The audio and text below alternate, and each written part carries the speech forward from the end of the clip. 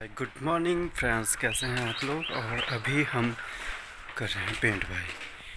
तो आप देख रहे होंगे शक्ल भी शक्ल नहीं है, शक्ल बेशक्ल हो चुकी है। और आज मैं आप लोगों को ना एक चीज़ दिखाता हूँ। जो चीज़ क्या है, पता क्या है? ये है अखरोट की जड़ों के छिलके। और ये छिलके होते हैं, ये औषधि होती है। और शायद मैंने पीछे भी बताया होगा आप लोगों को। इसको क्या करते हैं कि इसके छिलके होते हैं ना, अखरोट की छिलके की जड़ों के छिलके होते हैं, उसे हम निकाल देते हैं और सुखा लेते हैं। तो ये काफ़ी मतलब साल भर, 1.5 साल 2 साल चल सकता है आराम से। इससे क्या होता है कि हमारे दांतों में अगर कीड़े भी लगे हों तो कीड़े मर जाते हैं और दांत बिल्कुल साफ़ हो जाते हैं। और दांतों की जो जड़ है ना वो मजबूत हो जाती है। इतनी कारगर चीज़ होती है दांतों के लिए। हाँ, और लेडीज़ को ना लिपस्टिक लगाने की ज़रूरत भी नहीं होती। होंठ इससे लाल हो जाते हैं और बहुत अच्छी चीज़ है ये। तो ये औषधि ही है। तो जैसे भी आप लोगों को पता है कि हिमाचल हमारा जो है वो औषधियों का भंडार है। तो ऐसी छोटी मोटी औषधियाँ जो है वो यहाँ पे है। पर कुछ चीज़ों के बारे में हमें नॉलेज नहीं है और कुछ चीज़ों के बारे में नॉलेज है, वो आप लोगों के साथ मैं शेयर करता रहता हूँ। ओके, चलिए फिर आगे देखिए। एक चीज़ और दिखाता हूँ आप लोगों को मैं। ये देखिए, ये क्या चीज़ होगी? ये है कुक्कू। इसको कुक्कू बोलते हैं हम अपनी भाषा में। एक्चुअली हमारे बुज़ुर्ग ना ये अपने आप रस्सी बनाते थे। मैंने बताया था ना आप लोगों को, वो जो पेड़ था इसका, बताया था ना मैंने, जो पेड़ होता है ना ब्यूल का पेड़, उसके छिलके जो होते हैं उसका बनता है ये वाली चीज़। ये है तुझसे बनाओ रहा। देखो दीदी ने बनाया है, दीदी बोल रहे हैं मैंने दीदी ने बनाया है। दीदी सामने आते नहीं है और बनाया है। एक बार घुमा रहा है, तो ये घुमा रहा। हाँ हाँ, तीन बनाऊँ मैं। ये देखिए अभी ना ऐसे दिखाएंगे ये कि कैसे बनाते हैं। ऐसे ऐसे घुमाते रहते हैं और आगे जब दूध जलाओ गाढ़ा। हाँ, गाढ़ा। और ये है वो जो सेल निकलता है, इसको सेर बोलते हैं हम। उस ब्यूल के पेड़ से जो है वो ये निकलते हैं छिलके। और इसको ना धोते हैं पानी में, फिर ऐसे हो जाते हैं।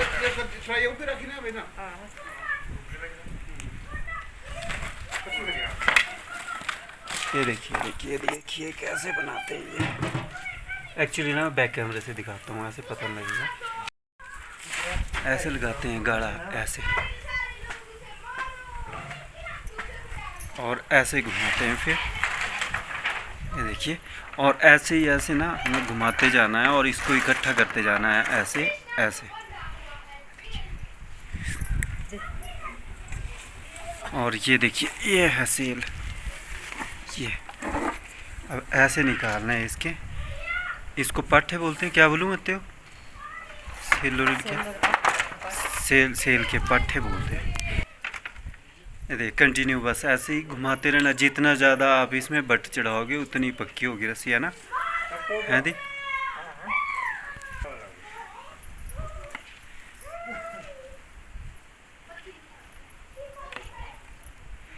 मतलब भाई हर कोई नहीं बना सकता इसे। अब हमें तो नहीं आती बनानी, पर नहीं बना तो लेता हूँ मैं अभी। पर पता नहीं, बहुत पहले जब मैं छोटा था, 6ठी 7वीं में पढ़ता था, फिर बना लेता था मैं थोड़ी थोड़ी रस्सी ऐसे। हर कोई नहीं बना सकता ऐसे। टैलेंटेड है हमारी दीदी भी, है ना?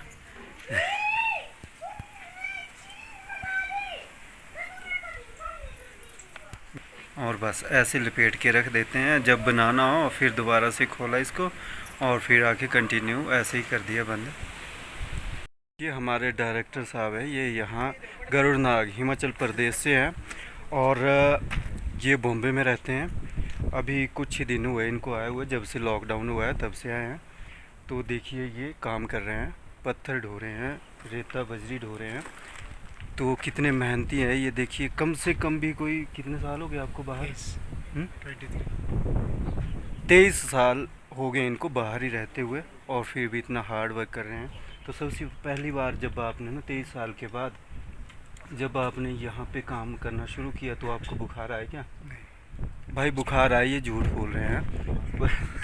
स्ट्रॉन्ग है आप।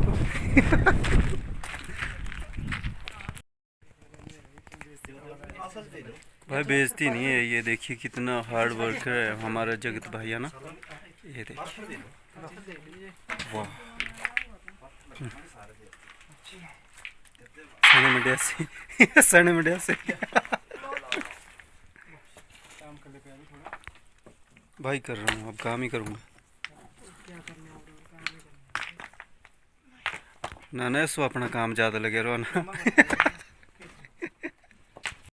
देखिए यहाँ से ये मटेरियल ढो रहा है अपने, मतलब घर का काम कर रहा है। एक्चुअली ना मैं इसके साथ ऐसे बात क्यों कर रहा हूँ, क्योंकि ये मेरा बचपन का दोस्त है, इसलिए जो हम इसके साथ वैसे ही बात करते हैं जैसे पहले करते थे। और ये बहुत बड़ा आदमी है, इसको कोई नहीं बोल सकते कि इतना बड़ा आदमी है और इतनी बड़ी उपाधि इसने ली है।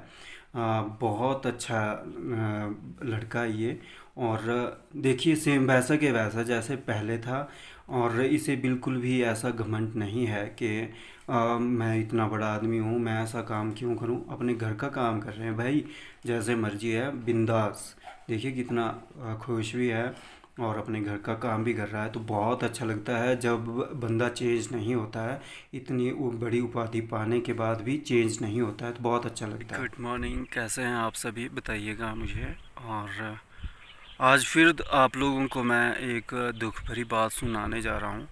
एक्चुअली हमारे यहाँ ना जितने भी बुज़ुर्ग आदमी थे वो अब हमारे बीच में नहीं है। आप लोगों को पता ही है कि जैसे बुज़ुर्ग और बच्चे जो है हमें चाहिए होते हैं। घर तो हमारे तभी घर कहलाते हैं जब हमारे बीच में बुज़ुर्ग और बच्चे हों, क्योंकि ऐसे अगर हम हो ना तो दिल ही नहीं लगता किसी का भी। किसी की भी बात ले लो, हमारी ही नहीं, तो सबका दिल तब लगा रहता है जब हमारे बीच में बुज़ुर्ग और बच्चे हो। बुज़ुर्गों के बिना जो है वो घर बिल्कुल सुनसान हो जाता है, क्योंकि उनका आशीर्वाद जब तक हमारे सर पे है तब तक हम कुछ भी कर सकते हैं। तो हमारे गांव के साथ लगता ही एक गांव है स्नोग, वहाँ के जाने माने वैद्य थे कृपा राम जी। तो वो अब हमारे बीच में नहीं है और वो बहुत ही हेल्पफुल इंसान थे। वो मतलब जो लेडीज़ को ना बीमारी होती है एक, उनके स्पेशलिस्ट थे वो, जिस बीमारी का नाम है सूत कबाइयो। तो एक्चुअली ये बहुत ख़तरनाक बीमारी है, कभी भी जान जा सकती है। तो वो स्पेशलिस्ट थे उस चीज़ के। और पीजीआई से जिनको मतलब छोड़ दिया जाता था ऐसा बोल के कि अभी इनकी सेवा जो है वो घर में ही की जाए, किसी भी मरीज़ को ऐसे छोड़ दिया जाता था ना जब चंडीगढ़ पीजीआई से।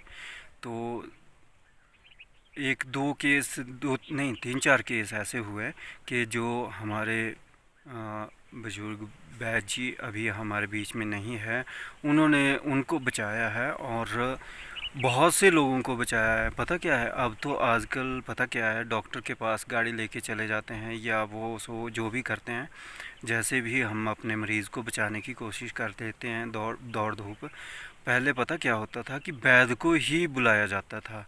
तो वो जिन वैद्य की मैं बात कर रहा हूँ, तो वो ना सारे जाते थे जहाँ भी कहीं बीमार हो तो उनकी वो बहुत हेल्प करते थे। और ऐसे हेल्पफुल इंसान का ना दुख सभी को होता है।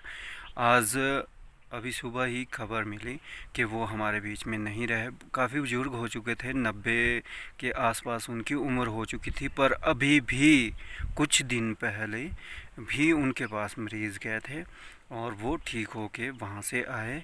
और जबकि उनसे इंजेक्शन भी नहीं लगता था पर फिर भी वो लगाते थे, मतलब उनके हाथ में कंपन जो है वो होना शुरू हो चुकी थी और फिर भी वो बहुत हेल्प करते थे। और आज के ज़माने में मैं यहाँ अपने एरिए की बात कर रहा हूँ, तो ऐसे इंसान नहीं मिलेंगे इतने हेल्पफुल। और गांव-गांव में जाके दवाई देना ये हर किसी के बस की बात नहीं है। आज की डेट में ऐसा सोचते हैं इंसान कि हमारे पास कोई आए, अगर कोई तकलीफ़ है या कोई दिक्कत है तो वो हमारे पास आए। तो पहले के लोग ऐसा नहीं करते थे, वो खुद जाते थे वहाँ पे जहाँ उनकी ज़रूरत होती थी। और जैसे वो मरीज़ देखने जाते तो बड़ी दूर दूर लेके जाते थे उनको, क्योंकि ऐसे जो उनको मतलब ना एक गॉड गिफ्ट था। ये सारी बीमारियों के मतलब वो सब कुछ जानते थे। जैसे पैरालाइज हो जाता है किसी को, उसकी दवाई भी वो देते थे। आयुर्वेदिक चीज़ें जो वो ज़्यादा देते थे, तो इसलिए जो है उनकी दवाई में इतना असर होता था। चलो अब क्या कर सकते हैं, ये अब हमारे बीच में नहीं रहे ऐसे शख्स जिनकी हमें बहुत ज़रूरत थी। तो क्या कर सकते हैं, ये भगवान के हाथ में है। मरना जीना ये सब कुछ ऊपर वाले के हाथ में, बाकी तो सब कुछ चला है। चलो ठीक है। ये देखिए कितना बड़ा जानवर है, कितने देख ये कितना बड़ा जानवर है ये। इसको पता क्या बोलते हैं हम अपनी भाषा में? इसको बोलते हैं सांप की मौसी, ये जानवर जो है। हाँ बालक बुलाया थे तीजो ना जाना था।